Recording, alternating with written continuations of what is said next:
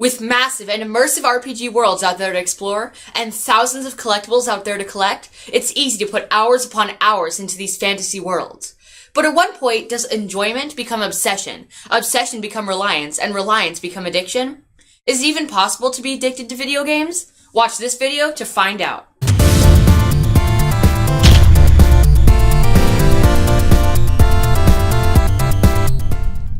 Hello everybody, and welcome to another fireside chat. Today we're talking about gaming addictions, more specifically their validity, symptoms, and treatment. While you may scoff at the idea of a gaming addiction, it's an idea that's becoming more and more popular among doctors and psychologists, and not without good reason either. You see, it's about more than playing too many video games. It's about the role that video games play in your life and your reliance on video games. For instance, if video games consume all your free time, becoming your only pastime, and trumping even quality time with friends and family, you may be a gaming addict. Even though it seems ridiculous, people with addictive personalities can be addicted to a wide variety of things. In this way, a gaming addiction is akin to a gambling addiction, a malfunction in the brain's reward system. But what distinguishes addiction from fondness? To help us answer this question, psychologist Michael Brody created a two-part criteria for an addiction. The first criteria is that the person needs more and more of a behavior to keep them going. And the second is that if the person doesn't get more of this behavior or substance, they will become irritable and miserable. Like other addictions, someone suffering from a gaming addiction can show withdrawal symptoms, like aggression if electronic access is limited, or constantly thinking about getting back to the game when away from it. As I stated before, a gaming addiction has to do with the brain's reward system. This involves the transmission of serotonin, which generates a happy feeling. In a gambling or gaming addict, serotonin levels greatly increase when fueling your addiction.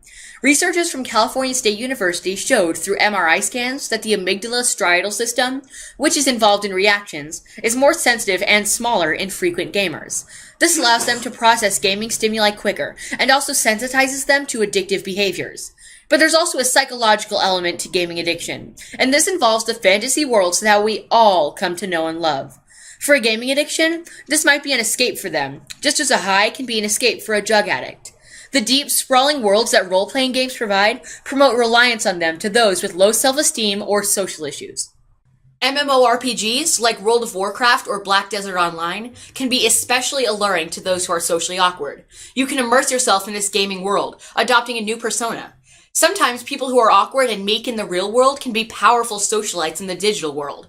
Additionally, if suffering from other mental disorders, such as anxiety disorders or depression, gaming can be a relief from these feelings.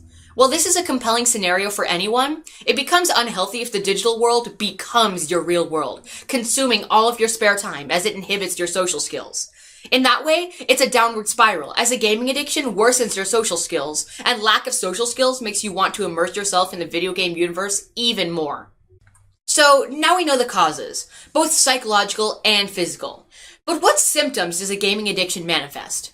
Most of the symptoms are typical addiction symptoms, such as playing for an increasing amount of time, thinking about gaming during other activities, gaming to escape from real-world problems, anxiety or depression, lying to friends and family to conceal gaming, and feeling irritable when trying to cut down on gaming.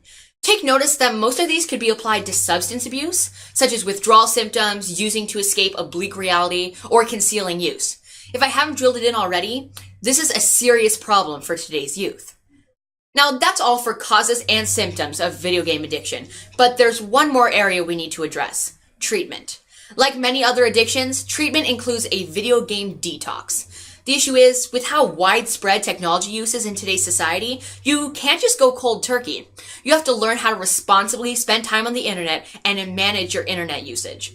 Kimberly Young, clinical director of the Center for Online Addiction, makes a perfect comparison, saying, and I quote, "It's like a food addiction. You have to learn to live with food." Like many addictions, the hardest part is knowing that you need treatment, as you first have to convince the addict that they have a problem. This can be especially hard for a gaming addict, as it seems like a trivial or harmless addiction. As we spoke of before, this is definitely not the case. It can have lasting negative effects on social life.